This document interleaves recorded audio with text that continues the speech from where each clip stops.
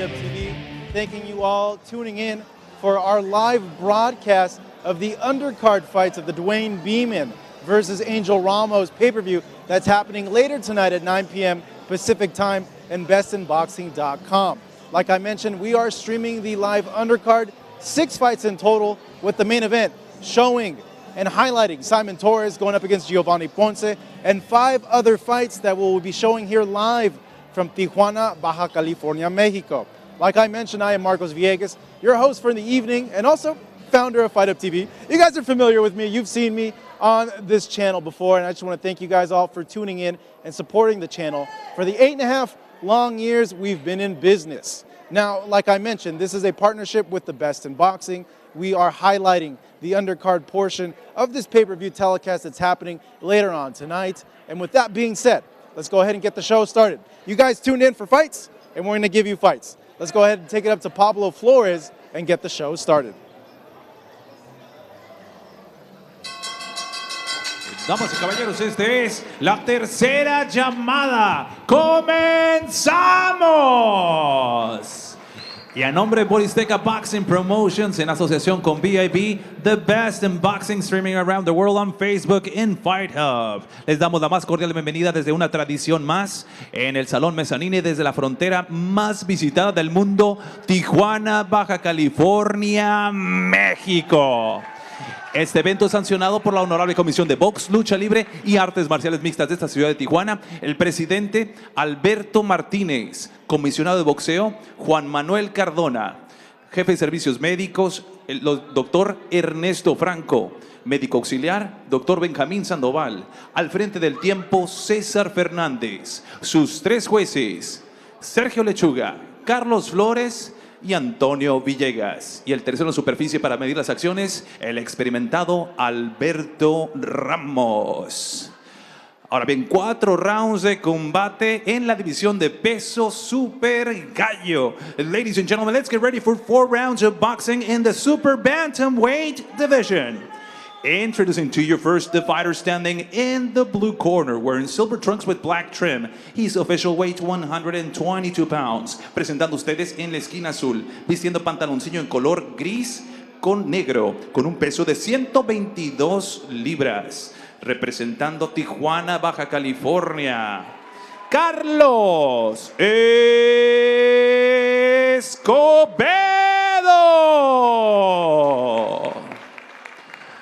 And his opponent across the ring is standing in the red corner, wearing red and gold. His official weight 122 pounds. Y su rival en la esquina roja, vistiendo pantaloncillo rojo con oro, con un peso idéntico de 122 libras. Haciendo esta noche su debut profesional, making tonight his pro debut, hailing out of San Diego, California, USA, DILAN Miranda.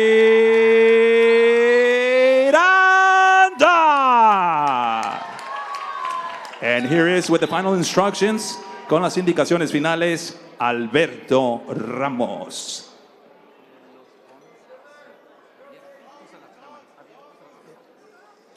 Quiero una pelea limpia. Estoy aquí para proteger su integridad, tu integridad y tu integridad. Choquen guantes, que Dios los bendiga, que gane el mejor.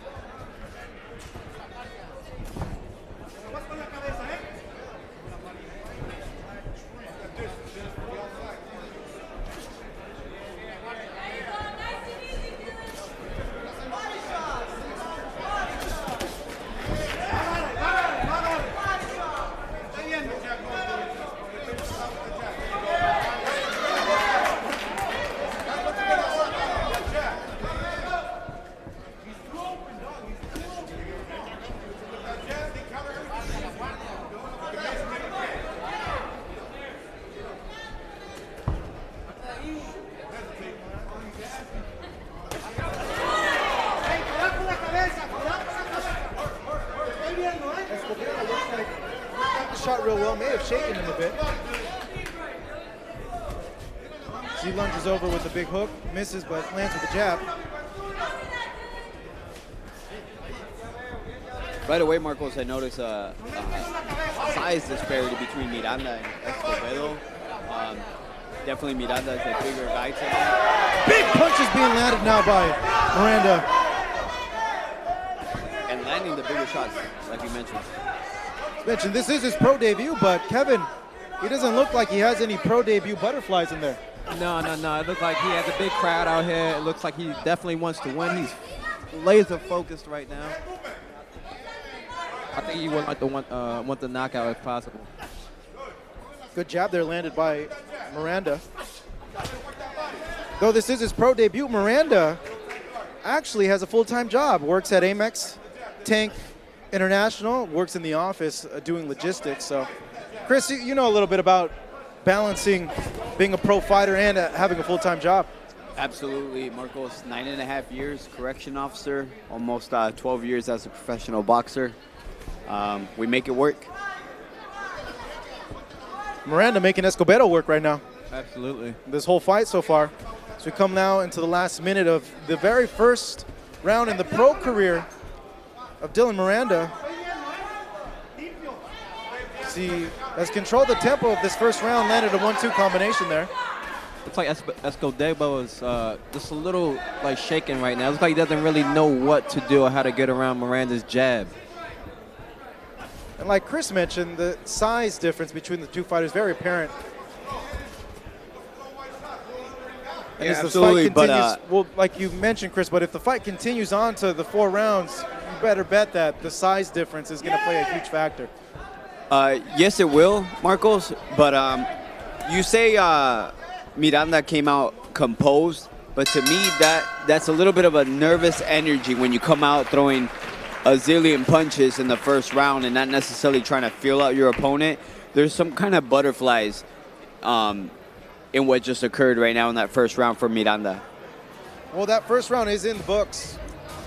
Miranda having a solid showing.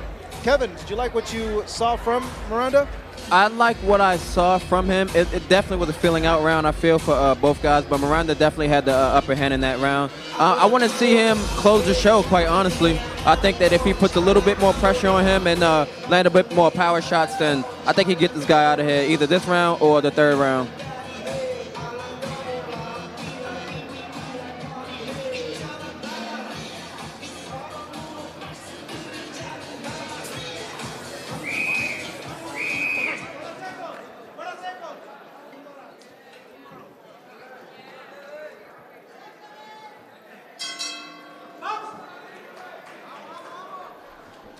Round number 2 between DILAN Miranda and Carlos Escobedo.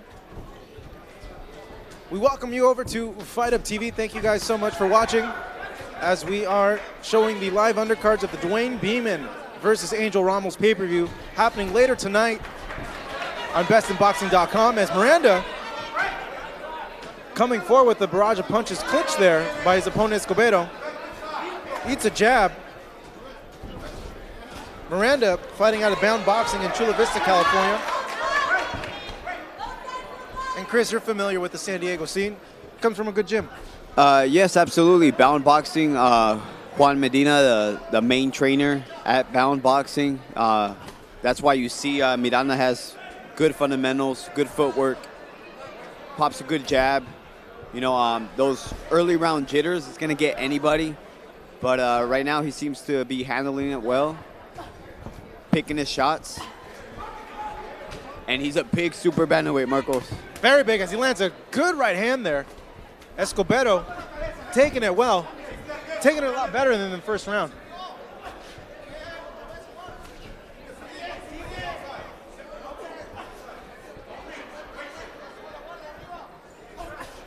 One-two there from Miranda. Taking his time in there. Though it being the second round ever of his pro career, these are all new feelings for him, all new experiences as he has Escobedo against the ropes there.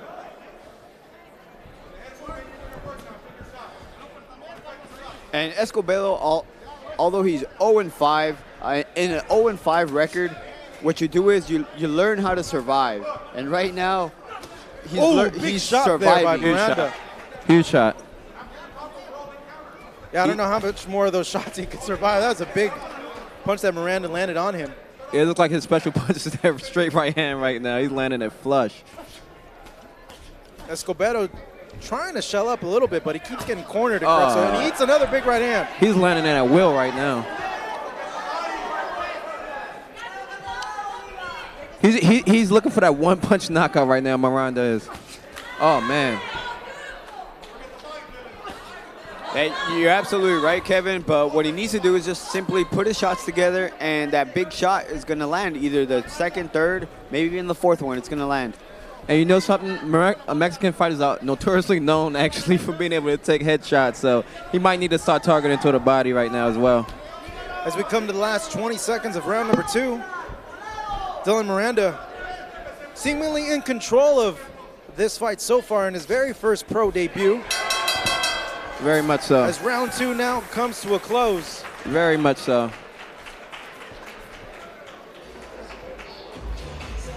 Yeah, but you know what? Miranda, he needs to also be cautious not to get too tired with those big shots.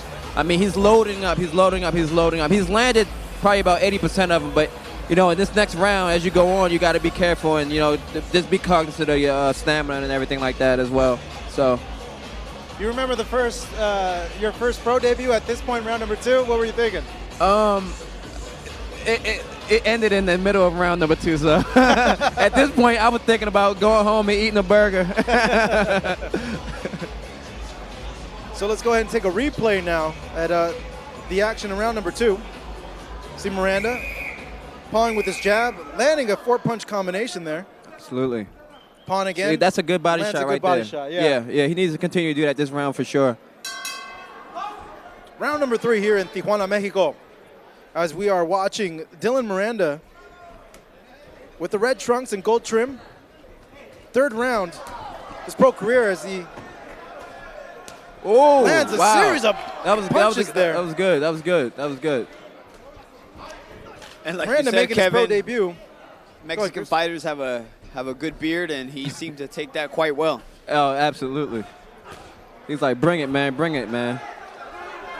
I can't see Escobedo taking much more of these big punches. Miranda now is mixing it up to the top and the bottom, though he's smirking right now. Yeah, he's smirking. He's like, man, bring it on, man. We live for this, bro. Though he keeps getting the worst of it. And he's edging Miranda on now. Come on. Let's see if Escobedo, though, will have an answer to the offense that Miranda has been throwing at him so far over the course of these 2.5 rounds. Escobedo has the word fame written across his shoes. He's trying to get famous tonight, so he's like, look, you're not knocking me out, man. I'm going to go out like a true warrior. Big hook there. Big hook. Though you don't want to get famous for the wrong reasons and get famous for getting knocked out real bad. You could get famous as a meme on the canvas, yeah. so he doesn't want that. That's every fighter's worst nightmare is to become a meme. That's true. Halfway through round number 3. Miranda mixing his offense, though. He is swinging heavy as he lands big punches time. to the body there. Big time. There's a lot of pressure in knocking out your opponent in front of your hometown. I mean, I know we are in Tijuana, but San Diego is right across the way, so I'm pretty sure that Miranda has a lot of fans in the house tonight. Good 3-punch combination there put together by Miranda. Escobedo, though, tough as they come. Yeah, he is 0-5, but he's showing that he's not here just simply for a paycheck. No, not at all. It's going to take more than what Miranda's been throwing at him to put him out. Yeah, he's fighting. He's fighting. Yeah, he's not giving up, that's for sure. Miranda's going to have to put him down. This is going to be a good test for Miranda because if he can put him down, then that'll show his power and it'll show his his intelligence because Escobedo, I'm sorry, he's not going down. He's not going out without a fight. So now, Miranda those series really of punches there seem to bother Escobedo. Miranda may have found something targeting the body and then going up to the top. As he has Escobedo fighting up against the ropes. Escobedo coming forward, though. And it seems as though the ref is He's giving looking him for all an he got. excuse He's to giving stop him all this he fight. got. Escobedo doing a little bit of a dirty boxing there. Misses that wide haymaker hook. Hey, he's like, I'm the underdog, but hey, I got a lot of fight in me. As the crowd rising up to the feet, acknowledging the effort that Escobedo put together there in this final 30 seconds of round number 3. Yeah, like Kevin said, he's here to win, and he's really trying. As we see here some action from round number 3. Miranda having Escobedo up against the ropes. Yeah. Escobedo, though, firing back. Yeah. See, I would want Miranda to be a little bit more active when he has him on the ropes. He wants to set him up too much for one shot. Sometimes all you got to do is tap, tap, tap, and then the big shot will come. So I want him to be a little bit more active. Chris, if Miranda wants to put Escobedo away in this final round, what do you think he should be doing? Like Kevin said, he needs to put his punches together and a little tap, tap, tap with the hard shots at the very end of those combinations, because he's seeing everything coming. He's seeing those power shots that Miranda is trying to land every round. And yes, he's landing them, but the ones that you don't see coming are the ones that hurt you. Absolutely. Round number 4. Super bantamweight tilt here in Tijuana, Mexico. The man right there throwing hooks in the white with black trim is Carlos Escobedo. From here, Tijuana, going up against DILAN Miranda, 22 years old, making his pro debut. Was 22-7 as an amateur. So I had a handful of amateur fights as he lands a straight right hand there. Though now he's making his way through the pro ranks with his very first fight so far. Though, like I mentioned, Miranda living here in San Diego. He's actually born in Mexico, Gonzalez, Sinaloa. Like we mentioned, fighting out of Bound Boxing in Chula Vista, California. His trainer mentioned that he's very agile, light on his feet. Have you seen that, Kevin? Absolutely. Oh, absolutely. You can see his, I mean, just his body type is long and athletic, and, you know, he has a good pounce in his big hook footwork. there as Escobedo, though, putting it all on the line, firing back. I think that's the only thing that he can do when he's getting teed off like that from Miranda. Yeah, that's not working either. He's outgunned. You got to fire back some point. Absolutely. Yeah, if he's not careful, the ref is going to stop the fight soon. Oh, he's bleeding. Oh, man, it might be over. It might be over. It might be over soon. Referee taking a close look at Escobedo. Oh, man. Yeah, this is about to end. This is about to end soon. I can see it. Escobedo holding on for dear life there, trying to buy some extra time, breathing extremely hard, blood pouring out of the nose. Let's see if Miranda could finish it off. He just needs to come with a flurry right now. Miranda throwing 1-2s though. Escobedo doing a good job of slipping the punches.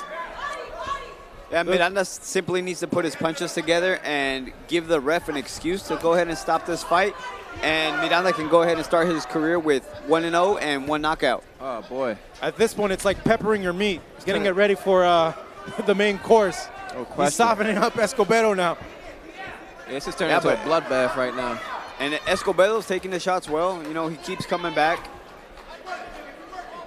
He's doing a good job of just staying alive in there. He's definitely not winning the fight, but he's staying alive.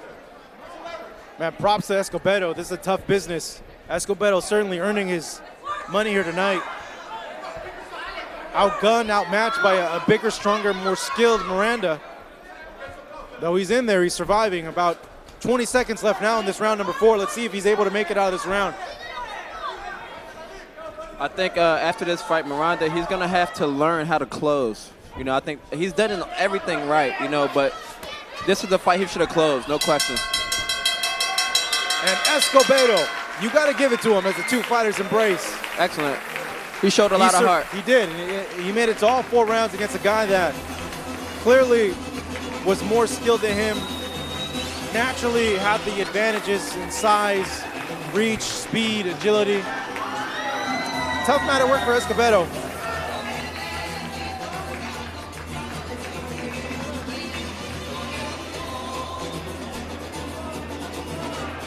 If we take a look at the replay of the last round, we see there Escobedo trying to fire back some offense, but Miranda just imposing himself on Escobedo. Yeah, his accuracy was like pinpoint tonight. He looked really good. He connected with a lot of punches. What'd you make of those 4 rounds, Chris? Miranda definitely took the fight easily, but Escobedo made him work for it, you know, and that's what you need in your first pro fight. That's true. All right, I think we are ready for a decision now. Let's go ahead and take it up to Pablo Flores, our ring announcer, to get the final decision.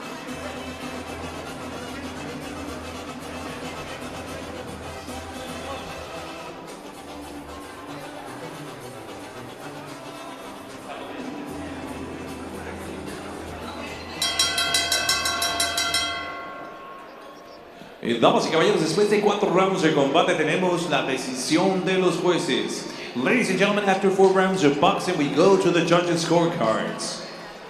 All 3 judges, Antonio Villegas, Carlos Flores y Sergio Lechuga, have the same scores of 40-36. Los 3 jueces coinciden en sus tarjetas 40-36. Para su ganador por la vía de la decisión unánime, your winner by the way of unanimous decision with his first win inside in the ring from San Diego, California, USA, DILAN Miranda.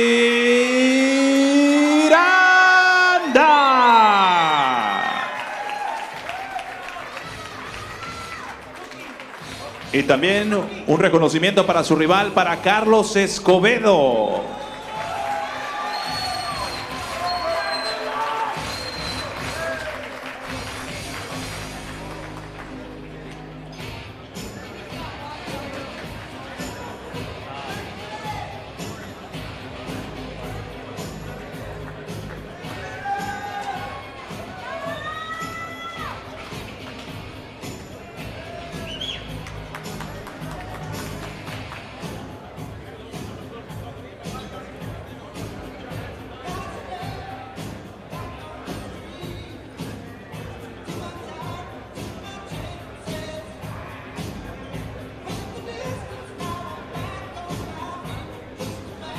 Not going to learn much from a quick knockout, and Escobedo made him work for it, made Miranda work for it. Every step of the way, Escobedo was there.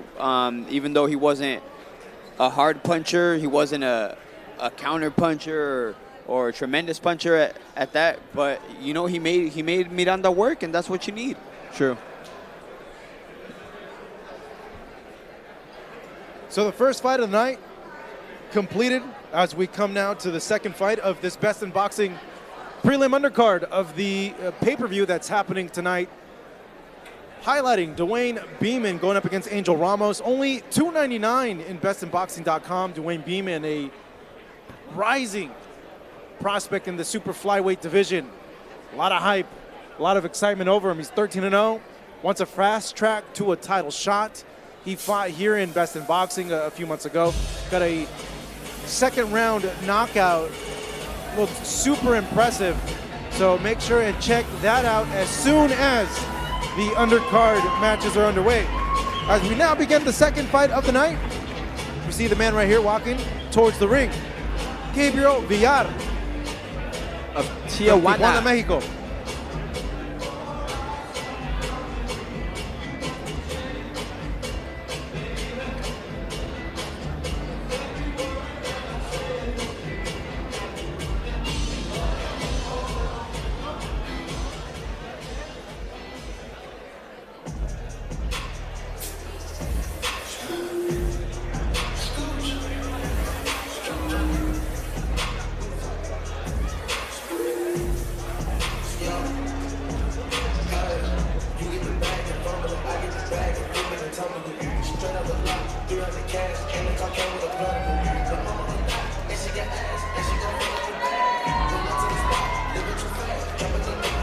And there we see Kid Bash, Jorge Munoz Jr. making his way to the ring. This will be his 9th fight of his young professional career. Like his choice of entrance music there. Hey man, you can't go wrong to Gucci man. Nah, you cannot.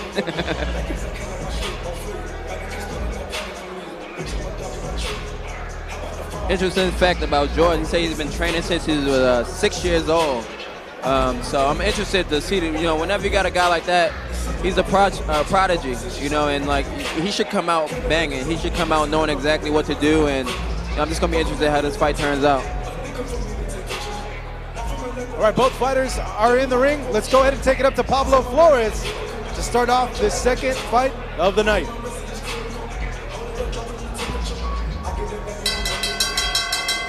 Damas y caballeros, Boristeca Boxing Promotions y BIP, The Best in Boxing, presenta este encuentro pactado a 4 rounds en la división de peso pluma. Let's get ready for 4 rounds of boxing in the featherweight division. Here are 3 judges scoring this bout on ringside. Sus 3 jueces, Carlos Flores, Sergio Lechuga, Antonio Villegas. And when the bell rings, your third man, el tercero en la superficie, Alberto Ramos. Introducing the fighter standing in the blue corner, wearing white trunks with black and gold.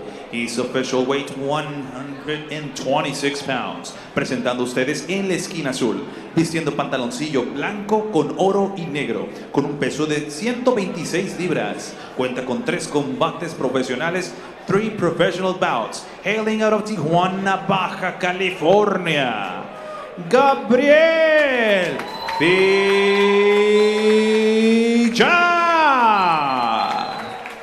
And his opponent across the ring is standing in the red corner, wearing white trunks with gold trim. His official weight 126 pounds. Y su rival en la esquina roja, vistiendo pantaloncillo blanco con oro, con un peso idéntico de 126 libras.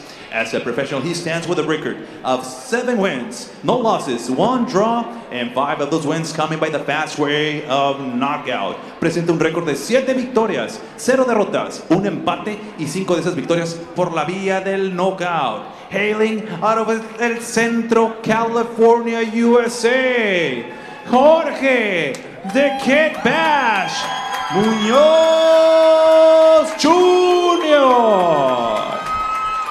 And here is with the final instructions, con las indicaciones finales, Alberto Ramos.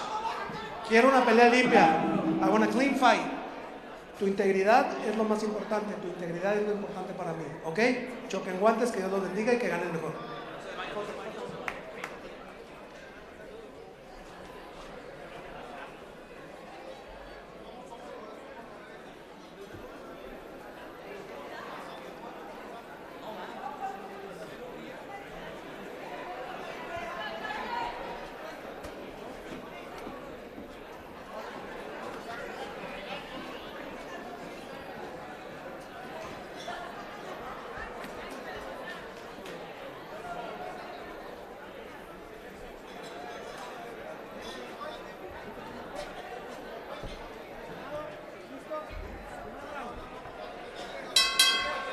Here we go, fight fans. 4 rounds in the featherweight division, 126 pounds.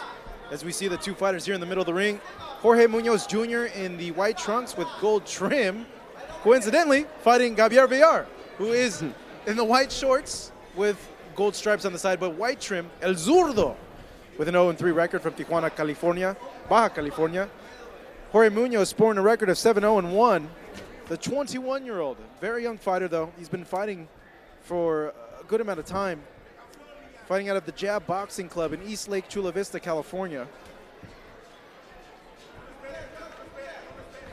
Certainly a fighter, Kevin, that you're familiar with.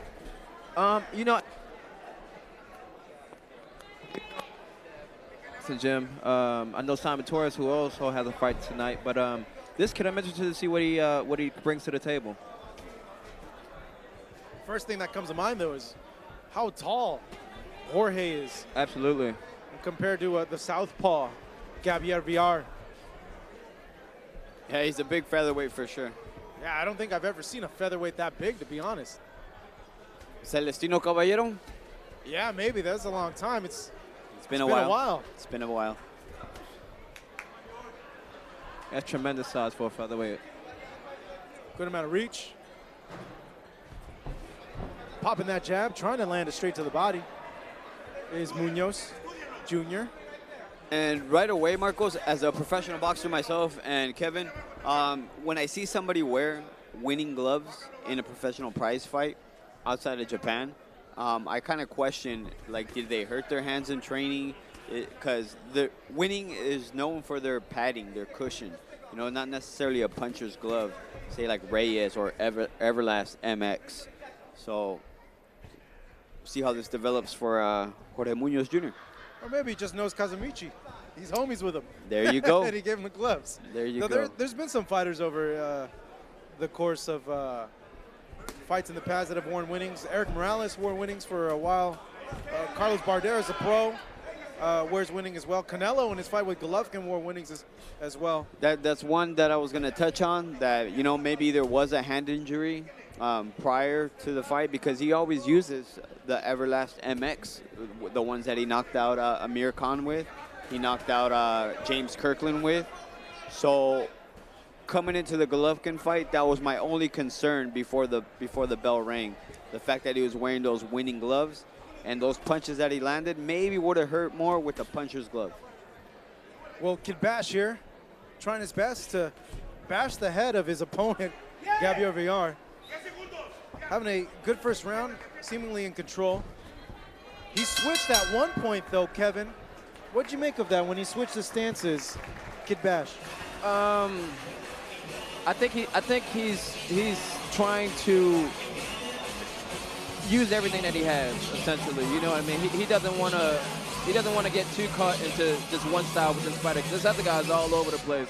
So I think the other guy might have even done something to force him to have to fight southpaw for a second. You know, but as of right now, my analysis on this fight is I think it's even. It's very even. We take a look at a replay now. Chris, what are you seeing here? Well, I think Munoz is taking his time, you know, quite the opposite of DILAN Miranda in the first fight. He's just seeing what his opponent has, what he has in front of him, what he needs to do. And in my opinion, when somebody switches stance right off the bat in the first round, he's just trying to find an answer, see what he can do to Gabriel Villar. So we begin round number 2 here at the Salon Mezzanine. Jorge Munoz Jr., Kid Bash. See right there? Throwing a jab. Going up against the southpaw, Gabriel Villar, zurdo on his shorts, which means southpaw in Spanish. As both are in the clinch, eats a hook there. Munoz Jr., he needs to be a little bit more aggressive this round. I think that he's waiting long, and I want to be a little bit more aggressive.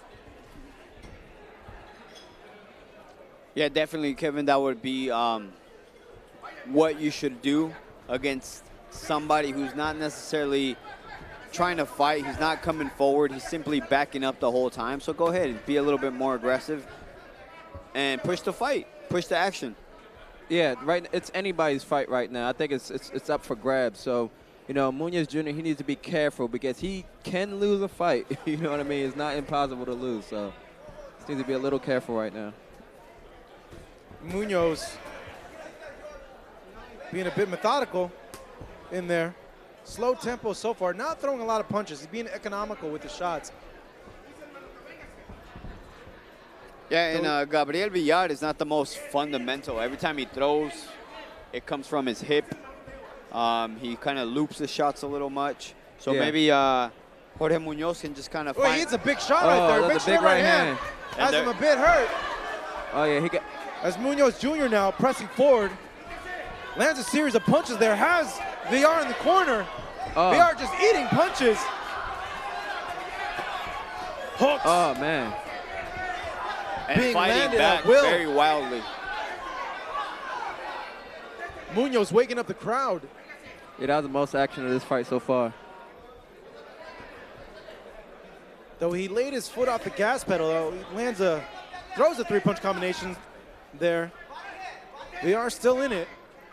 And you have to be aware of those shots by Villar, just looping and wide, you know, not your typical punches that you see as a professional, and definitely not in the gym as well. You know, those are punches that are corrected by your coaches in the gym. So definitely Munoz has a hard fight ahead of him. Nice little lateral movement there from Munoz Jr. Popping that jab. His trainer, Dale Sullivan, categorizes him as a boxer puncher. He's showing both skills there. Let's see if the power is able to stop Gabriel Villar. Comes into this fight in his 4th professional fight. So far in this round number 2, I think he has his legs back under him. Survived that initial onslaught of punches from Munoz that got him hurt. And he seems to have gotten his bearings underneath him. Yeah.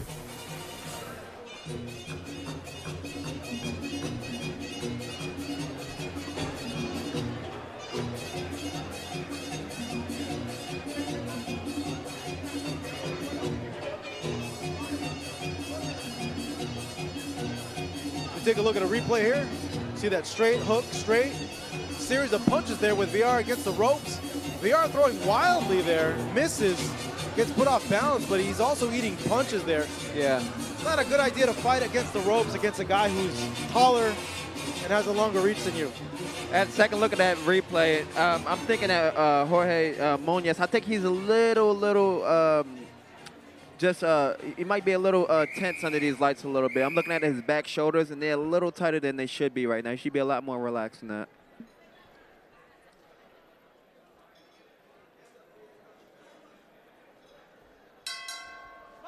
So we begin round number 3.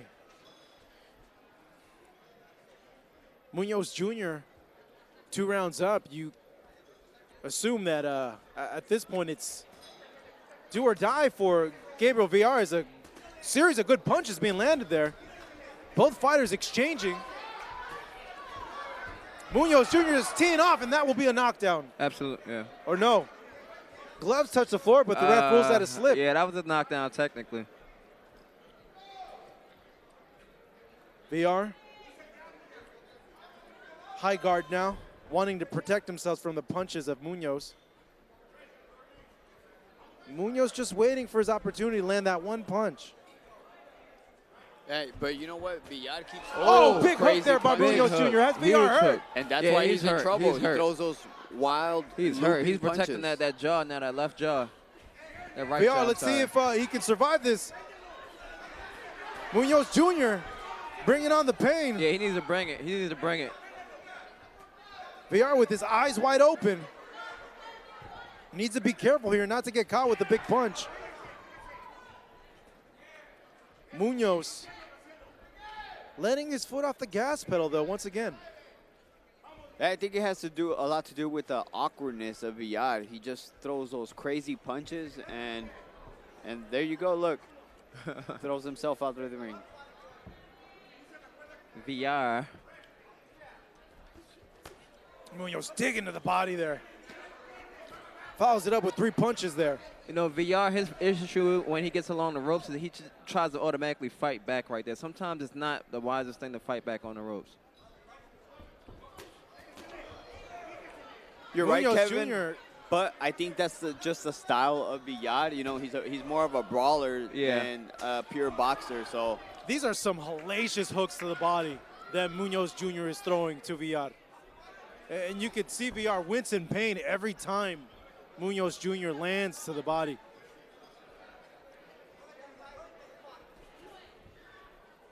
yeah, Marcos, because Munoz has those fundamentals that Villar doesn't. You know, he just, let's just say he's more of a street fighter, Villar is, than an actual boxer. And Munoz is just taking his time, picking his shots, and definitely on pace to maybe even stopping him if he lands a good body shot. That was a big haymaker there by Villar.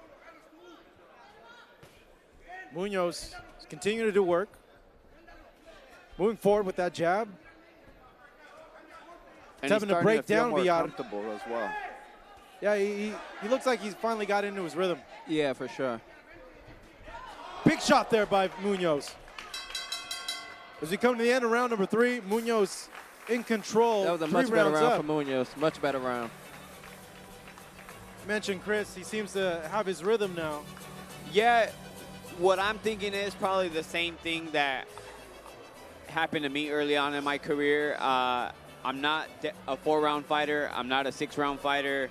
Let's say 8 to 10 rounds, you know, and that's what he's doing right now. He's picking up the pace, as you guys can see right here on the replay. He's getting his groove. He's bouncing left, right, And he's able to do now what he wants to do. That big right hand down the pipe. I think that has a lot to do with him simply warming up the engine. He's warming up the engine, and he's able to fight a much cleaner fight.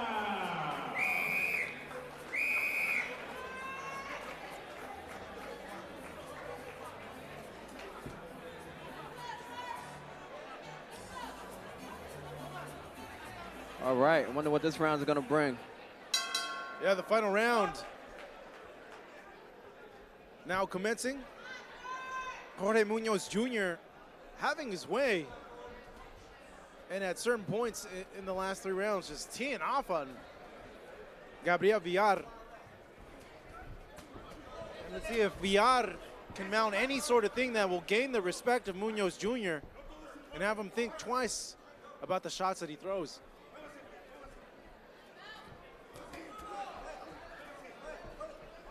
Nice little slip there by Munoz Jr. Showing a little bit of swag in there, doing the shuffle, having some fun in there now.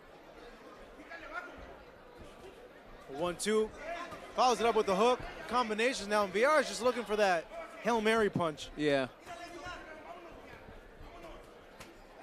Good shot to the body. Yeah, good. And that's the body shot that he needed in order to stop Villar from throwing those crazy punches. And Villar just throwing caution to the wind now. Teed off on his Both face. fighters exchanging punches. As the crowd now coming up to their feet. That was a great combination from both fighters. Definitely a wild exchange in that those last punches thrown, Marcos. And it's all over. No. Okay, Mouthpiece yeah, out. I wouldn't have liked that. I wouldn't have liked that if that was a stoppage just now. I wouldn't have liked that. Apologize, folks. It's too quick to jump the gun there. Mouthpiece coming out of Gabriel Villar. Corner will throw some water in it, put it back in there, and the fight will commence.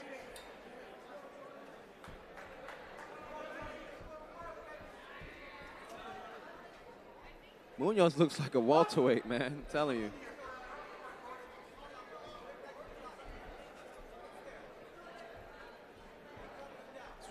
As we begin the action back over here in round number 4, Munoz keeps imposing himself on Villar, cutting off the ring, having Villar fight off the ropes, landing a series of combinations there. And Villar is game. Marcos, he keeps throwing those haymakers and not taking no for an answer. Yeah, it's the fight or flight situation right here, and Villar certainly fighting. Doesn't want to get put out. As Munoz is trying. He's trying to take him out. Like I said in the last round, he's getting his groove, he's landing his punches, but Villar's a tough guy. He's taking those shots. Villar taking all sorts of punishment from Munoz Jr. here in this round number 4. Munoz having Villar against the ropes, mixing his offense, going to the top, going to the bottom. So we see there, referee taking a very close look now. Let's see if Munoz can put it away. Mouthpiece is out. Wow. Referee comes in, calls time. Wow. The fight is not over. Wow. Calls time. A Munoz punch launched the mouthpiece of Villar outside of the ring. The referee calling time now. I need to see that in slow motion, A man. fan from ringside actually had the mouthpiece and landed on their table. Oh my goodness. She got How up about and that? gave him back the mouthpiece. How about that? I'm looking at her right now, and she has a face of just disgust, but what a trooper. Now that's a first. Munoz now, smelling blood. Let's see if we can finish the fight. Short time now in this final round. Both fighters exchanging wild punches as both fighters embrace. Villar able to survive those 4 rounds. Munoz Jr. trying to finish his opponent, just quite can't do it though. And you say he couldn't finish his opponent, Marcos. I think the fact that he had those gloves on tonight, because he's landed some wicked shots, as we can see right here in the replay. But they might not be doing the damage they could have done with real professional boxing gloves. It's right there. Mouthpiece goes flying to the stands. Oh my goodness. Oh man, I wish we had some video to show you guys of the mouthpiece flying to the fan section right behind us. That was pure disgusting. Imagine you just chilling and watching fights and you get a mouthpiece landing your food.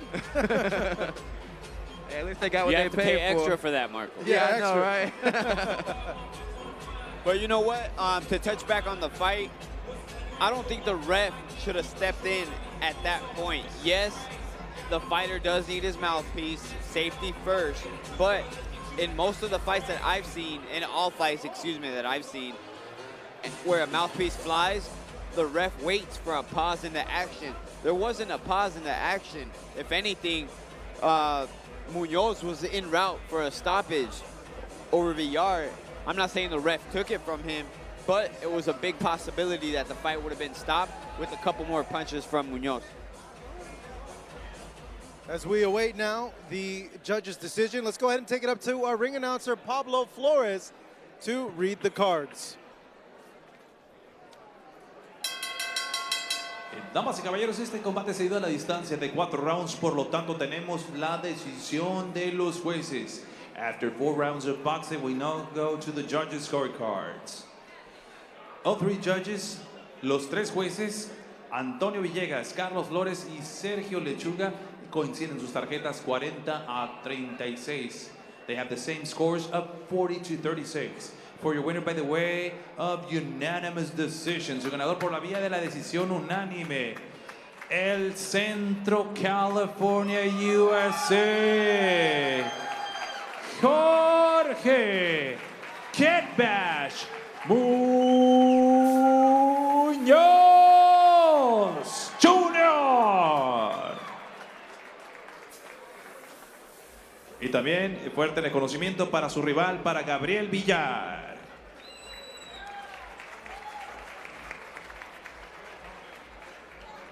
Here at the Salon Mezzanine in Tijuana, Mexico, giving appreciation to both fighters.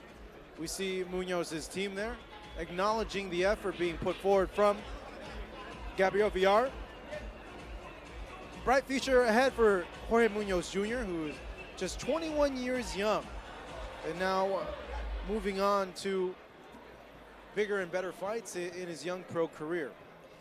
Thank you guys for tuning in to us so far over here at Fight Hub. This is the undercard portion of the Best in Boxing pay-per-view that will highlight Dewayne Beamon, 13-0, super flyweight on the rise, going up against Angel Ramos with a record of 22-1-1. That pay-per-view will start immediately after the undercard broadcast has concluded. Like I mentioned, it will be on bestinboxing.com. Only $2.99 to get 5 action-packed, evenly matched fights with, of course, Dewayne Beamon, a fighter that is must-watch TV, headlining the pay-per-view card. We are live here from the Salon Mezzanine in Tijuana, Mexico. I am Marcos Villegas, alongside with my broadcast partners, professional fighters Chris Martin and Kevin Otley, as we now continue the undercard. We're going on to fight number 3 of the night. 6 rounds in the featherweight division. We see there Saul Gonzalez in the ring, and he will be facing 24 years young opponent by the name of ALIM Khan Jumakhunoff. Talk about a tongue twister there, huh? Yeah, Marcos, but I think you got it. I think you got it right there. That's 4 years of college for you there, right there. Okay. That's earned my degree, and I learned how to pronounce names there. Absolutely, man. Yeah. Go Titans. As ALIM is in the ring, coming out to Rocky, moving around. Looks in good spirits as he attempts to get the 7th professional win of his young pro career.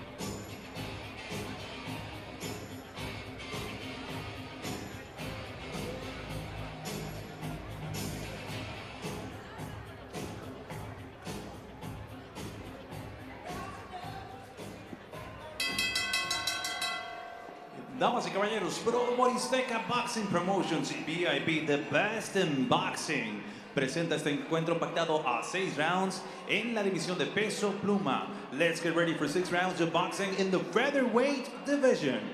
Introducing your 3 judges scoring this bout in ringside. Sus 3 jueces, Carlos Flores, Antonio Villegas y Sergio Lechuga.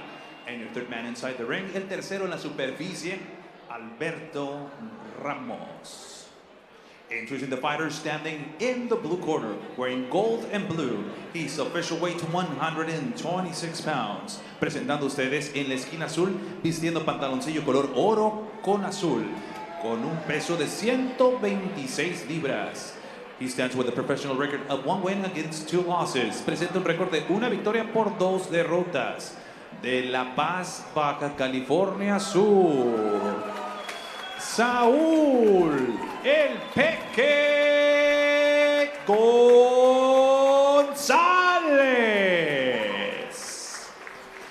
And his opponent across the ring is standing in the red corner, wearing black with multicolored trunks. His official weight 126 pounds. Y su rival en la esquina roja, vistiendo calzoncillo negro y multicolor, con un peso idéntico de 126 libras.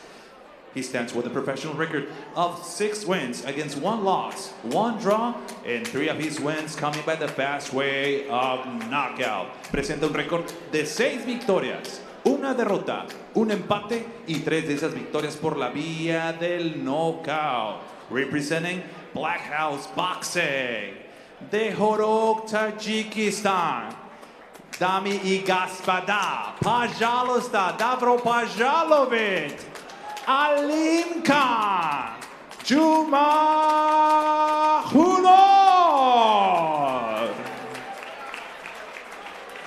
And here is with the final instructions, con las indicaciones finales, Alberto Ramos. Al centro, por favor. I want a clean fight. Quiero una pelea limpia. No olviden aquí que estoy para proteger su integridad. Es lo más importante para mí. Choquen guantes, que Dios los bendiga y que gane el mejor.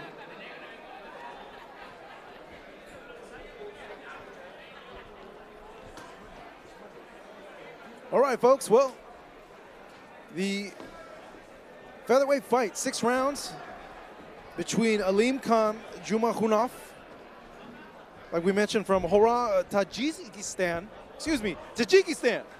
I know what I'm saying, guys.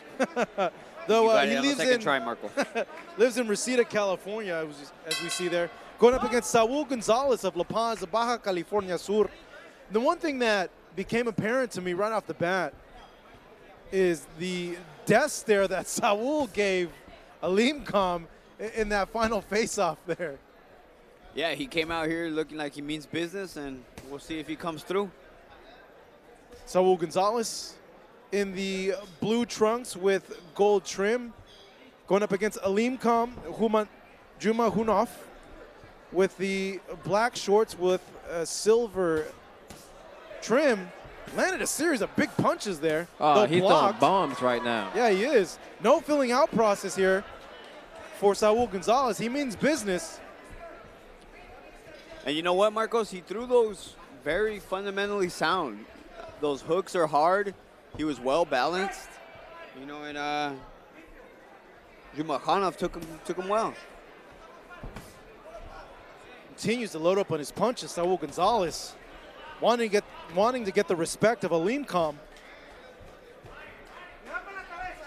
Jumakhunoff fighting out of Legends Gym in Norwalk, California, the home of trainer Manny Robles. Manny Robles is actually Jumakhunoff's head trainer, the trainer of Oscar Valdez, Jesse Magdaleno. Though Robles now currently in camp with Oscar Valdez in Guadalajara, Jalisco, Mexico, could not be here. The two formed a partnership 5 months ago. And Jumakhunoff says it's done leaps and bounds for his technical game. Let's see if he's able to display some of those improvements in this fight against Saul Gonzalez.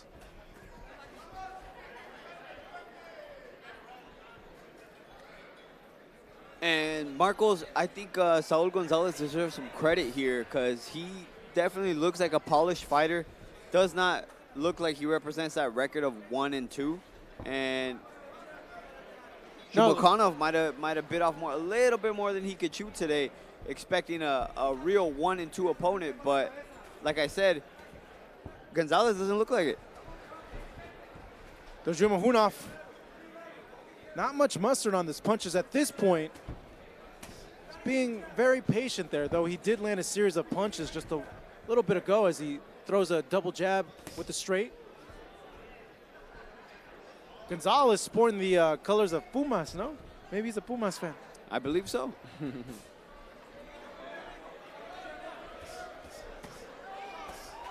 Big shots there by Gonzalez. Following it up with the hook, though, Jumakhunoff blocks it. Good guard from him as Gonzalez follows it up with the jab there. Like I mentioned at times, Kevin, these records can be deceiving.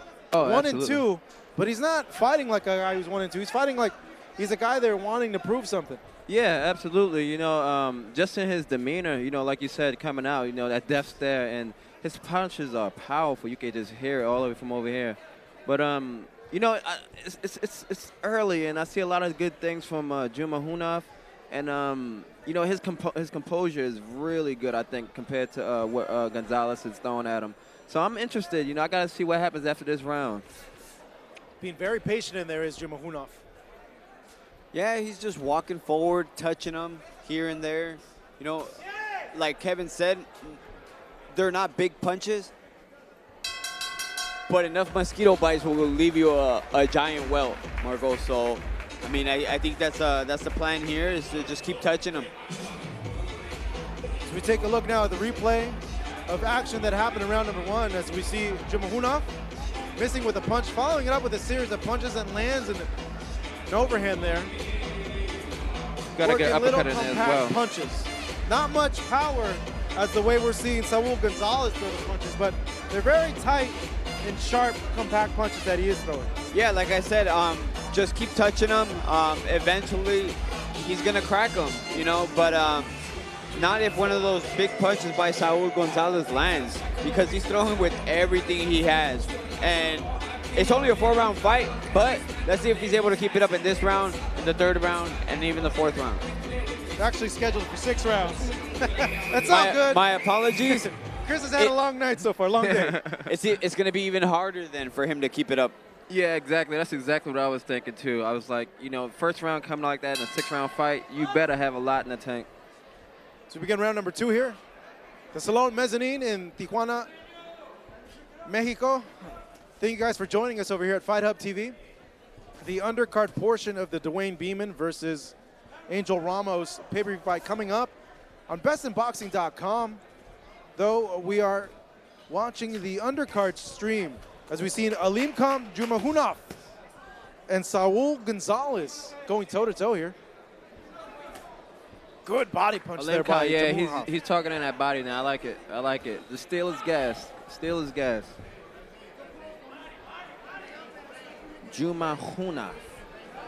Jumakhunoff. That's an interesting name. Certainly a name you won't forget if he continues his winning ways and starts making noise in the featherweight division. I like that he's patient in there. Yeah, I love that. I love that. You know, even when I'm in the ring, you know, like a guy could come out blazing, you know, but it's just about not losing that composure in the early rounds. And, you know, you're gathering data, you're gathering information as that's going on. And, you know, you're going to come out the 2nd or the 3rd round and, you know, you're going to display, you know, everything that you've been taking in. So, you know, I like his patience as well. Gonzalez, though, showing that there is skill there as he lands a 2-punch combination of the body. It's not just some guy in there. He's showing things in there that he does have a lot of experience. Good hook there, though. Jumakhunoff keeping his glove high to not get caught by that hook. Yeah, you know, his timing is perfect. He's doing a lot, you know, but he moves well. Yeah, he moves very well. Absolutely. You know, his distancing, you know, even when he's fighting on the inside, he's throwing good punches. But my overall consensus of Gonzalez is he's a fighter that's just fighting. He's not fighting with confidence, if that makes sense. He's fighting hard, but he's not fighting with confidence. And actually, I think that Jumakhunoff is fighting with confidence, even though we don't see him being as active as Gonzalez is. Good 2-punch combination there by Jumakhunoff. Gonzalez, though, look at this. Just loading up on these straights here. Yeah, Jumakhunoff, he needs to be careful because that can, you know, to us, you know, okay, you're taking it and you're coming back, but that can take a lot from you, bro. So you need to, like, not sit there. Even the punches on the arm say he's blocking. blocking. Oh! Gonzalez down! Wow. Wow. Did not see that coming.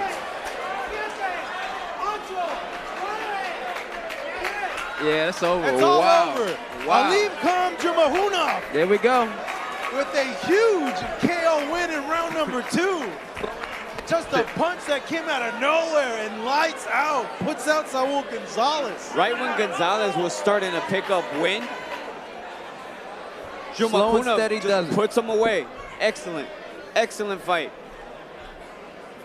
And let's go ahead and take a look at a replay now of the knockout. Chris, tell us what you see here.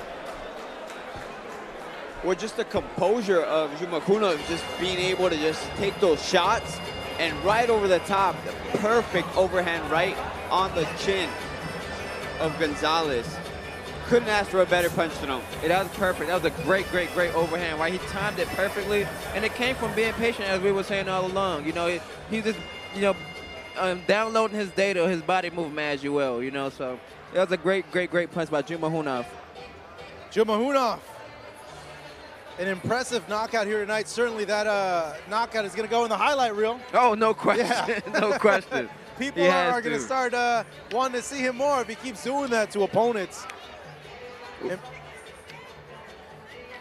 As he improves to 7-1, we're going to see the knockout now in slow motion. Jab, and over the top. Right on the kisser. And Gonzalez just immediately out when that punch lands. And it's always the punch that you don't see coming that's the one. Puts you out. That is the one. Well, I'm glad we got the first knockout of the night. Yeah, after two fights decisions. We finally got one. We finally got one, guys. So let's go ahead and take it up to Pablo Flores to make the decision official.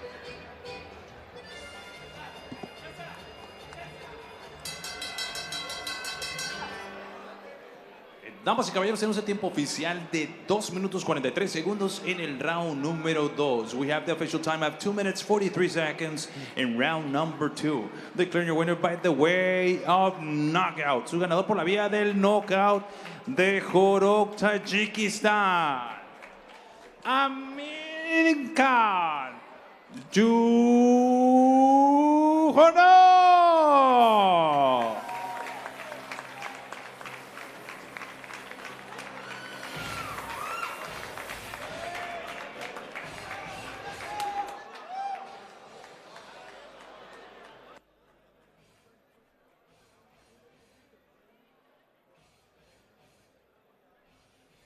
Point as we're 3 fights into these best in boxing undercard fights leading up to the pay-per-view that's being highlighted by Dewayne Beamon going up against Angel Ramos and bestinboxing.com.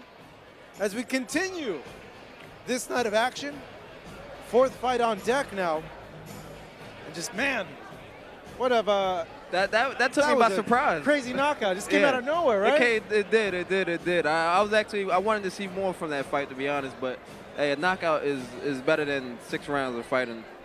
Well, we saw what he was working with Manny Robles. That's true. He did look composed in there. He did look patient with the punches he was throwing. That's true. So tell us that he had a great camp.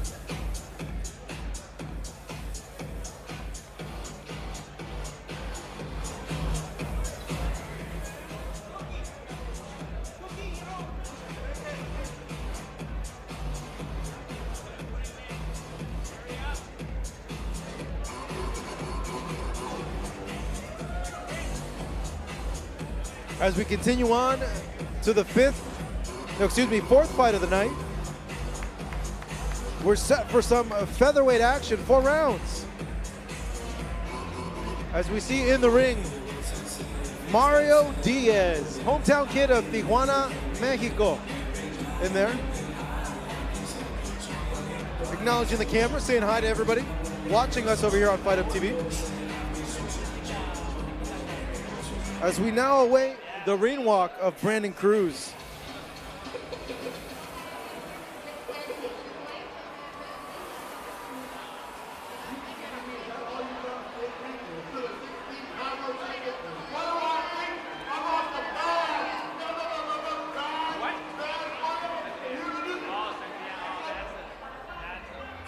We see the young Brandon Cruz. 2-0 from San Diego, California. Brandon Cruz, definitely a fan favorite out here from San Diego, so he has a lot of fans out here tonight. Coming Young out with fighter. the mink shorts. Oh yeah, that look cool. Real cool. The pride of San Diego, Brandon Cruz. There we go.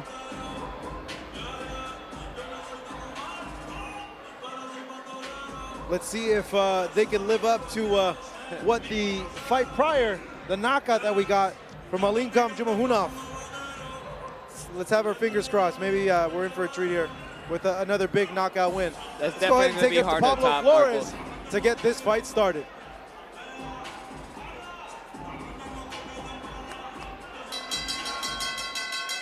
Damas y caballeros, Boristeca Boxing Promotions y VIP, The Best in Boxing, presenta el siguiente encuentro pactado a 4 rounds en la división de peso pluma. 4 rounds of boxing in the featherweight division. Your 3 judges scoring, sus 3 jueces, Antonio Villegas, Sergio Lechuga y el internacional Alejandro Rochín. And when the bell rings, your third man, el tercero a superficie, Alberto Ramos. Introducing the fighter standing in the blue corner, wearing blue trunks with white and black. He's official weight 126 pounds. Presentando ustedes en la esquina azul, vistiendo pantaloncillo azul con negro y blanco, con un peso de 126 libras. Cuenta con 15 combates profesionales. He stands with 15 professional bouts. De Tijuana, Baja California, Mario Diaz. And his opponent across the ring is standing in the red corner, wearing black and silver. His official weight 126 pounds. Y su rival en la esquina roja, vistiendo pantaloncillo negro con plata, con un peso idéntico de 126 libras. Presenta un récord de 2 victorias, 0 derrotas y una victoria por la vía del knockout. He stands with a record of 2 wins with no losses and 1 win by the way of knockout. Representing Bound Boxing, San Diego, California, USA, Brandon Cruz. And here is with the final instructions, con las indicaciones finales, Alberto Ramos. Al centro, por favor, al centro, por favor. Quiero una pelea limpia, estoy aquí para aplicar el reglamento. Su integridad es lo más importante. Que Dios los bendiga, que ganen mejor. So we see the crowd here acknowledging Brandon Cruz. A good hometown contingent. One fan yelling out, "Let's go, Brandon." Kevin has a lot of people here from San Diego, close by, and someone you're familiar with as well. Yeah. Brandon is a great kid, man. I've been on him for the last 2 years, I would say. I saw his first pro fight. Did excellent, and he's improved ever since, you know, so nothing bad to say about him. Just a great kid, you know, so I'm expecting a real energetic fight from him. He's an energetic fighter. Looking for him to do a good job. Here we go, the fourth fight of the night. 4 rounds in the featherweight division. Brandon Cruz in the black shorts with the white trim, going up against Mario Diaz, the blue shorts and the white trim. See if Mario Diaz can do something super and get some offense going, some momentum going his way in his career. Yeah, Diaz right now trying to figure out, you know, how to actually get inside on Cruz. I think he's seeing Cruz as just his experience. You know, he's very poised right now. He's throwing his punches exactly where he wants to. So Diaz is like, what do I do with this guy right now? Yeah, Mario not really doing any filling out, just coming in there, head down, teeth clench, and just hoping something will connect. Brandon doing a good job of using his jab. 2-punch combination there. Yeah, that was really good. Uppercut as well.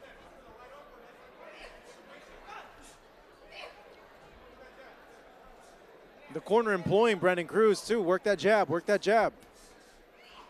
Yeah, he's putting them together pretty good right now.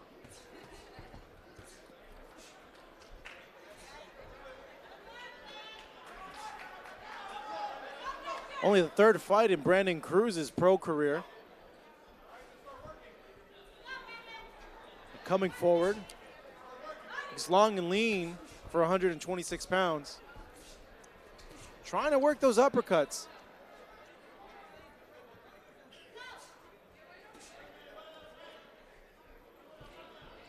Good use of the ring so far from Brandon Cruz.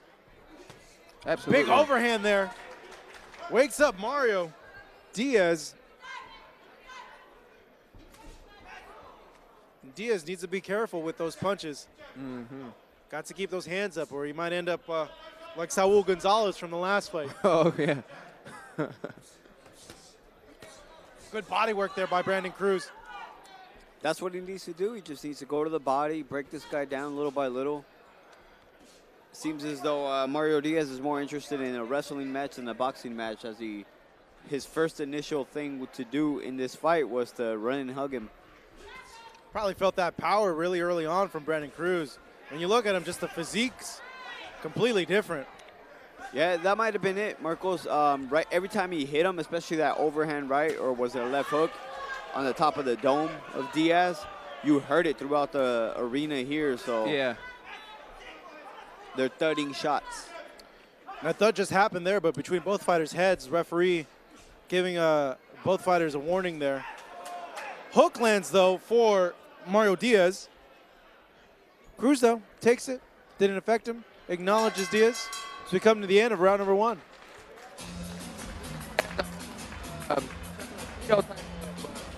I would say body styles. I don't know, just an observation.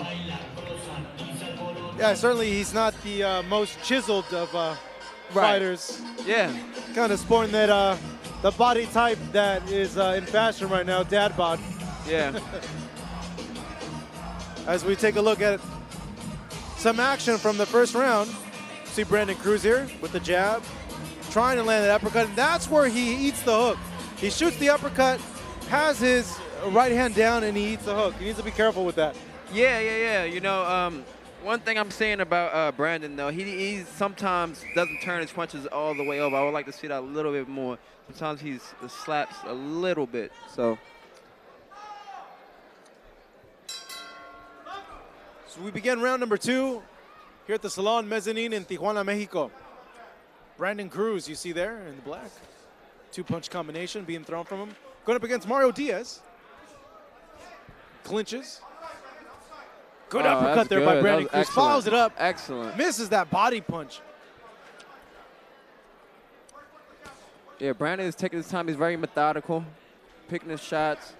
He's putting on a clinic right now. Yes, Kevin, I would say he is winning the fight easily, but in my opinion, he's a little bit too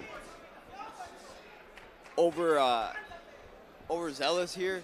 He's not doing what he's supposed to do. He could easily, in my opinion, take this guy out, but he's kind of just toying with him, touching the jab, hitting him when he wants to. Hey, get the job done. That's true. I like that. Playing with him a little bit too much for my taste. Right. It's kind of playing that cat-mouse game right now. He needs to be a dog. And there he goes. That's what Brandon needs to do. And he needs to do it consistently. Just keep doing it. And he's going to wear out Diaz, as he's already throwing arm punches as we speak. Yeah. That was a good jab down the middle. Good overhand there from Brandon Cruz. Just having his way there. A little wild there with those uppercuts. A little bit wild. Yeah, sometimes he misses the mark and he goes, you know, a lot further than he needs to. Needs to be careful there that he doesn't get countered like the instance that happened in the first round.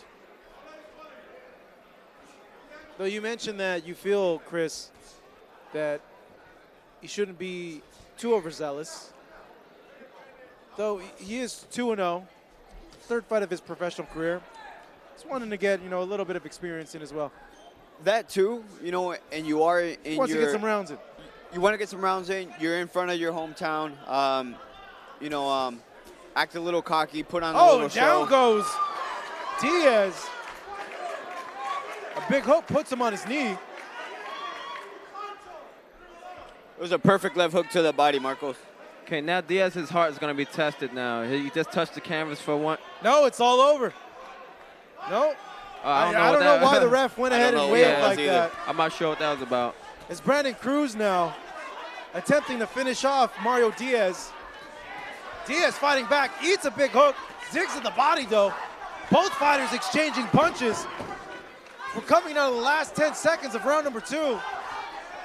Cruz and Diaz going toe to toe, and Diaz down again.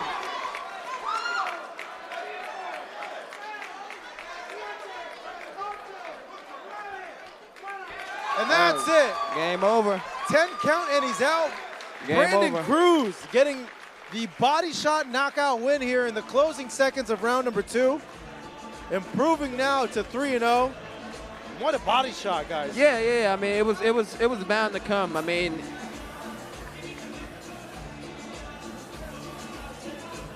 as we take a look at the first knockdown now, the one that initially put Diaz down.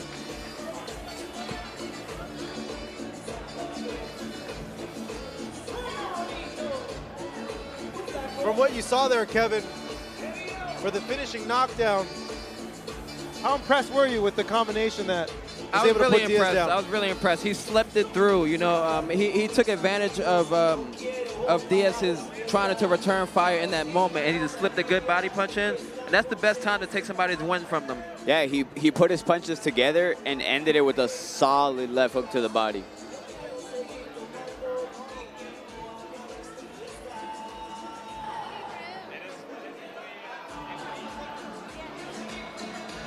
It definitely was a good outing from Brandon Cruz.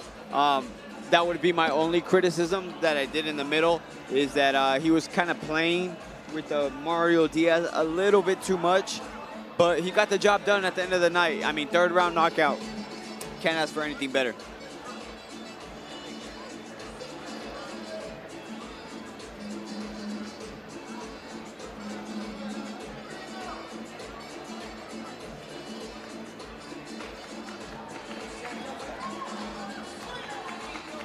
As we see Brandon Cruz acknowledge Mario Diaz.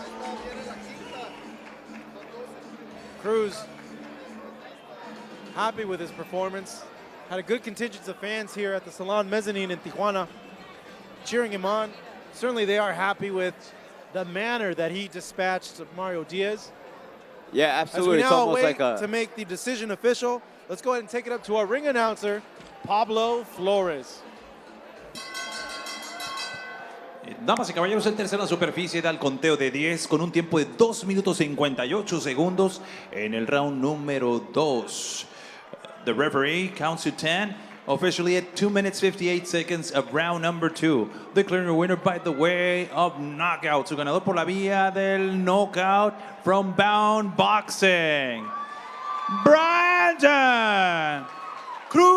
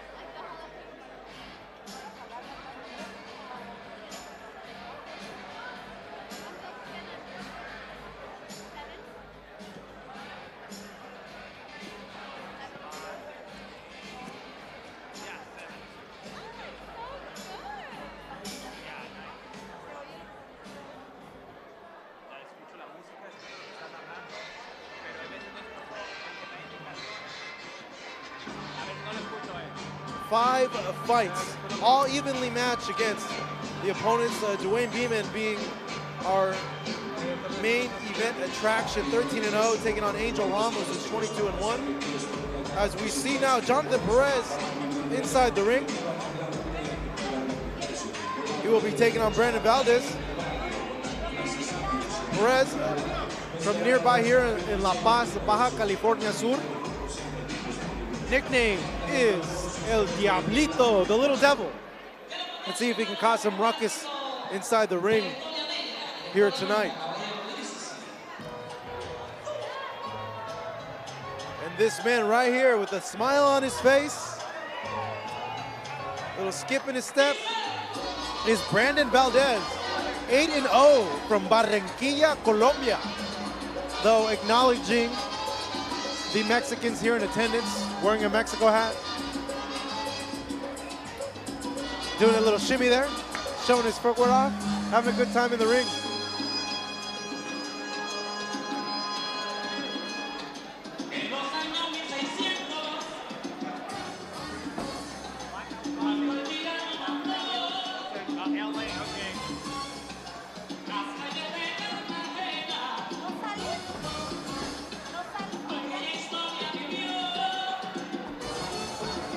See Perez there being warmed up by his corner.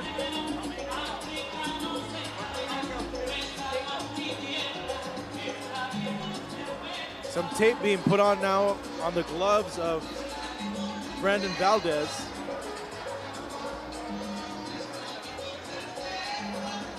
Lively crowd here tonight at the Salon Mezzanine.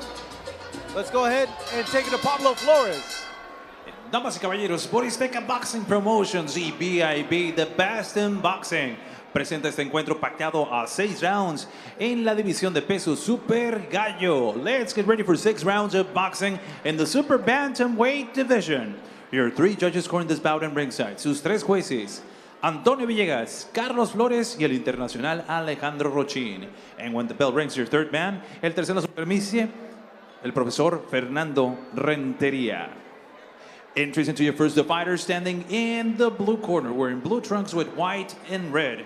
His official weight, 122 pounds. Presentando ustedes en la esquina azul, vistiendo pantaloncillo color azul con blanco y rojo, con un peso de 122 libras. As a professional, he stands with a record of 3 wins against 4 losses, 1 draw, and 3 of those wins coming by the fast way of knockout. Presenta un récord de 3 victorias, 4 derrotas, 1 empate y 3 de esas victorias por la vía del knockout.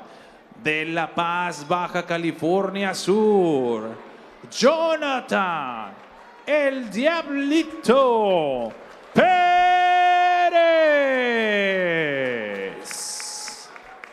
And his opponent across the ring in the red corner, wearing multicolored trunks. His official weight, 122 pounds. Y su rival en la esquina roja, vistiendo pantaloncillo multicolor con un peso idéntico de 122 libras. And his professional campaign, he stands undefeated with 8 victories against no losses and 5 of those wins coming by the fast way of knockout. Presenta un récord perfecto de 8 victorias, 0 derrotas y 5 de esas victorias por la vía del knockout. De Barranquilla, Colombia, el berraco Brandon Valdez.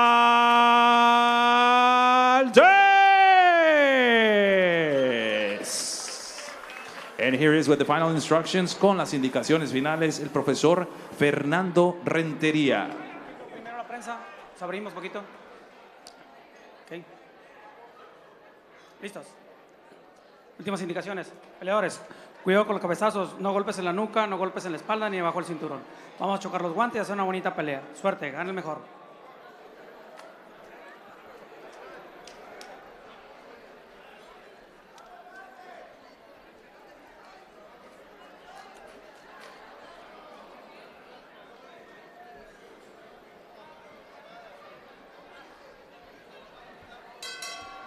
Time to lock and load, folks. 6 rounds in the Super Bantamweight division. Brandon Valdez in the multicolored shorts. They're throwing a series of jabs against Jonathan Perez in the blue trunks with the white trim.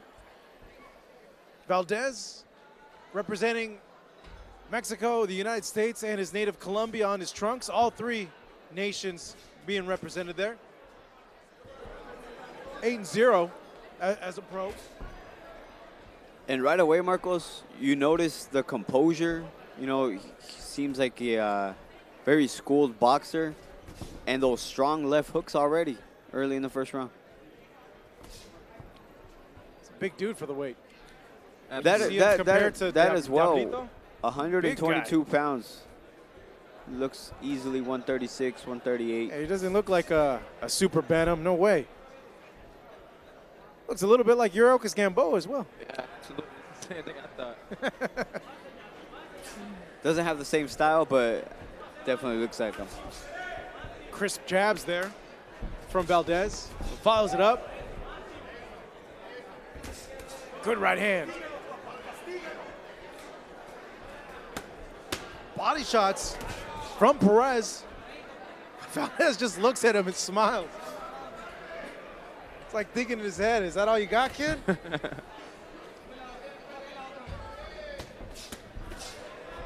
You know, it might be an oxymoron, but yeah, he's a big super bantamweight, man. 122 pounds. He's a big dude for the weight class.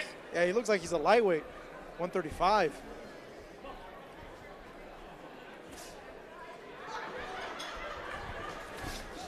Valdez firing off combinations there. Has Perez, well, had him against the ropes. Perez smartly moving out of the way there. Throwing a haymaker there, but Perez missing. For what he lacks in size and physique, Perez is making up for it in heart. He's game right now. He's exchanging with a bigger puncher in Valdez.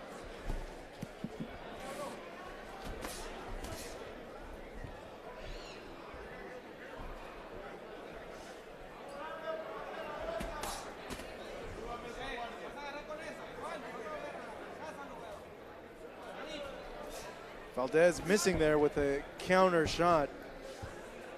And Valdez walking him down like he knows he's a bigger man. He knows he's a stronger fighter. Yeah, I was about to say that. He's stalking him. He's imposing his size on him. Yeah. Just little by little, inch by inch. He's just that's what the forward. body language tells me also. You know, it's just no respect, walking forward. Yes, he has his hands up. But he's just landing the harder, crisper shots in this round. Round one is in the books. A good filling out round for Brandon Valdez and Jonathan Perez. And from what we saw, Kevin, what'd you make of the offense and the composure that Brandon Valdez showed?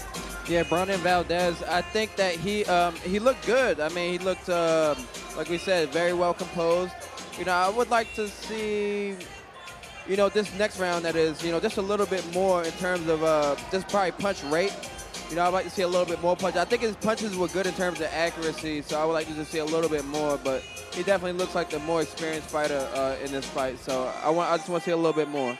Hey, Chris, if you're in a fight and you know the guy is technically better than you, he's bigger than you, what can you do? Simply what Perez did is he just kind of winged his shots, threw a couple to the body, a couple to the head, you know, bobbing and weaving. Anybody can get touched in this game, and Perez is trying. You know, I'm giving him that. And there he goes again. Caught him with a nice left hook. But when Perez does land a punch, Valdez just gives him this look, and he just keeps coming forward. Yeah. Like his punches are having no effect on him. Yeah. That size advantage is very apparent when you look at the two guys, and especially becomes more apparent when you're seated here ringside. Perez following up 2 shots to the body, getting out of the way of that potential combination from Valdez, who switches momentarily to southpaw and now back to orthodox.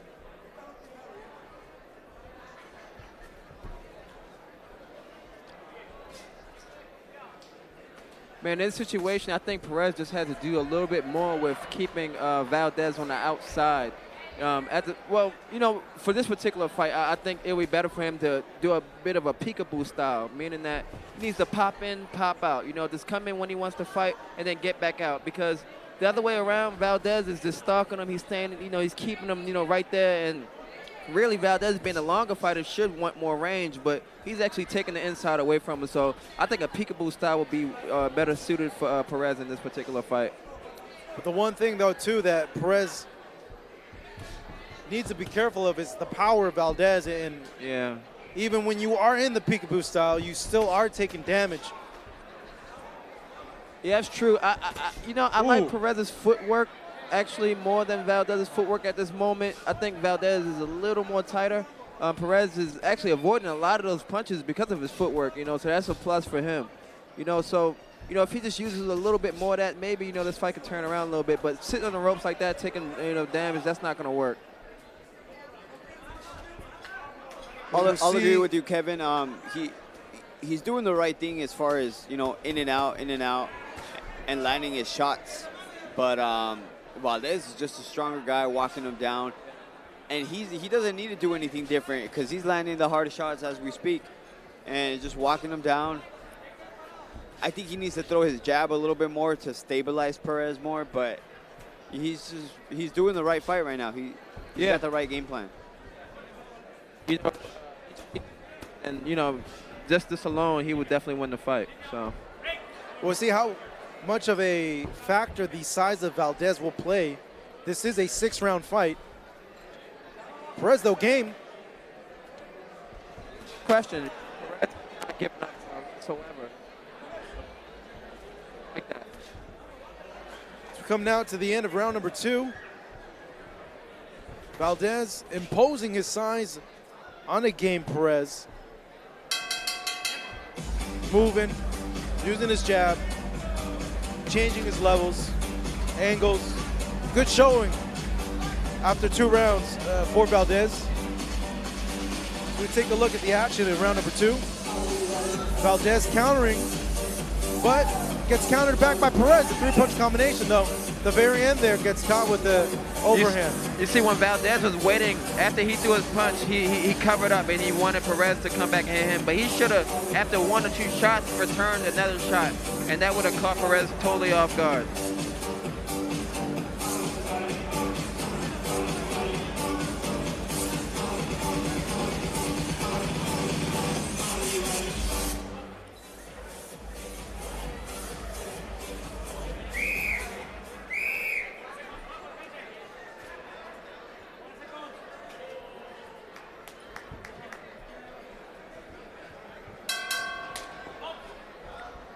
So we begin round number 3.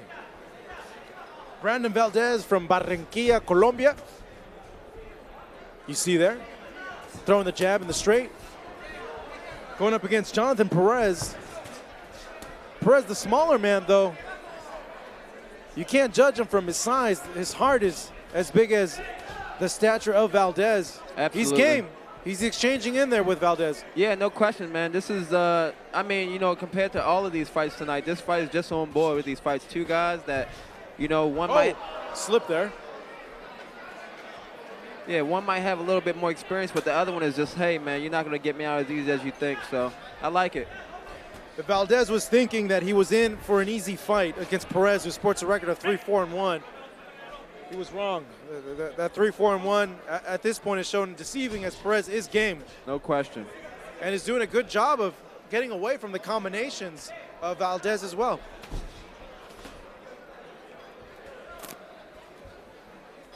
And Perez is throwing to Valdez's body. I think that's what he needs to do if he wants to take some steam from Valdez's heavy shots, man. And there he goes again. Valdez acknowledging the punch, gives him a smirk, but continues forward. He tells him, hey, come on, let's go. 2-punch combination there from Valdez, trying to work those uppercuts.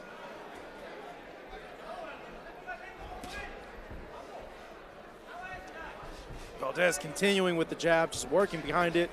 Overhand, mixes it to the body, pushes the smaller Perez. Follows it up again, double jab straight. Moves forward.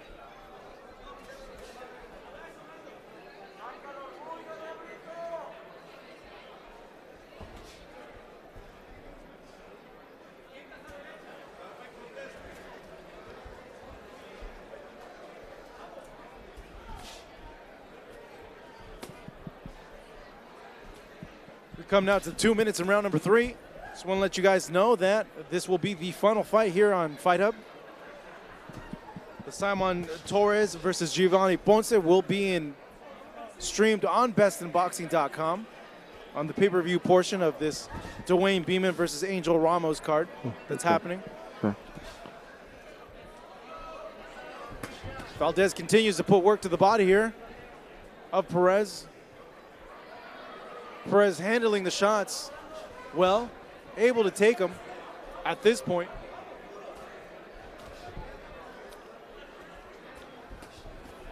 Good straight there by Valdez. And Perez is still game, man. He's still throwing his shots, still trying to throw to the body. Decent fight for Valdez. I don't know, is it just me, or do you get the feeling that Valdez is just, I don't want to say toying with Perez, but he's just taking his time. He's just waiting. He's waiting. Like, he knows he's in control. He knows at any moment he could probably put him away. I think he does know, but I think the quirkiness of Perez is giving him trouble. You know, like I mentioned earlier, Marcos, you're used to seeing a certain style in the gym. You're used to seeing a technical boxer. So when you get somebody like Jonathan Perez, who's jumping around, throwing punches everywhere, you kind of get set off track. You take a look at a replay here, Kevin. You like what you're seeing with Valdez with that counter pull, getting out of the way of the punches of Perez? Yeah, that's a good example. I like what Valdez is doing. I just think that he's waiting a little bit too long for the perfect punch. Now, just like the replay show, he lands, you know, but it's, you know, my coach always told me there is no perfect punch. You know, you just got to put things together. So, and the referee giving Perez a count in the corner.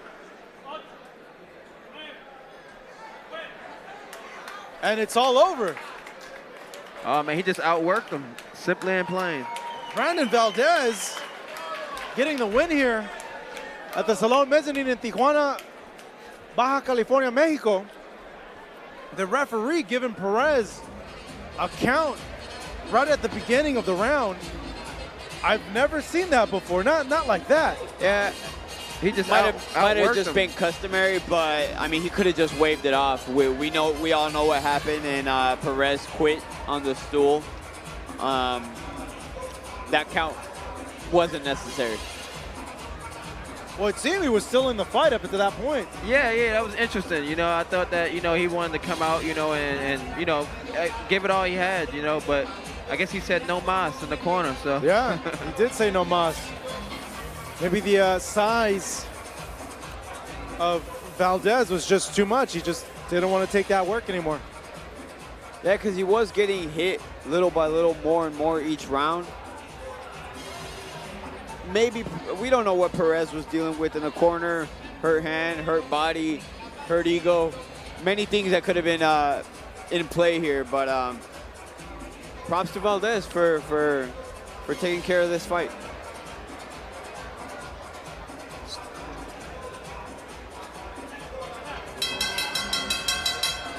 Damas y caballeros, este combate concluye con el conteo de 10 a los 10 segundos en el round número 4. The count of 10 at round number 4 for your winner by the way of technical knockout. Su ganador por la vía de knockout técnico. Bound Boxing LA, California. El tremendo berraco. Brando Valdez.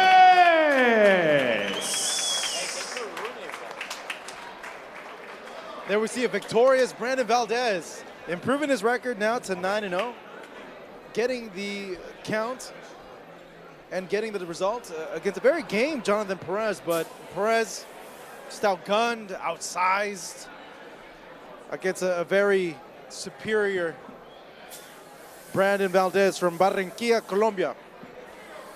All right, folks, that does it for the live stream undercards of this Best in Boxing broadcast. I want to thank you all for watching us over here at Fight Up TV. Certainly appreciate you guys viewing, following us, and supporting us over the years. This is not the last time we will be streaming live events. We look forward to doing this in the future. And I want to go ahead and thank you personally for supporting us and for viewing. Make sure to continue with the broadcast to see the Dewayne Beamon versus Angel Ramos fight coming up in bestinboxing.com.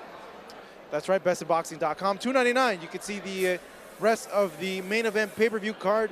6 fights in total that we will be seeing. It kicks off with Simon Torres going up against Giovanni Ponce. And in the main event, like I mentioned, Dewayne Beamon taking on Angel Ramos. For my broadcast partners here at the Salon Mezzanine in Tijuana, Baja California, Mexico, I am Marcos Villegas, thanking you all for watching us over here at Fight Up TV.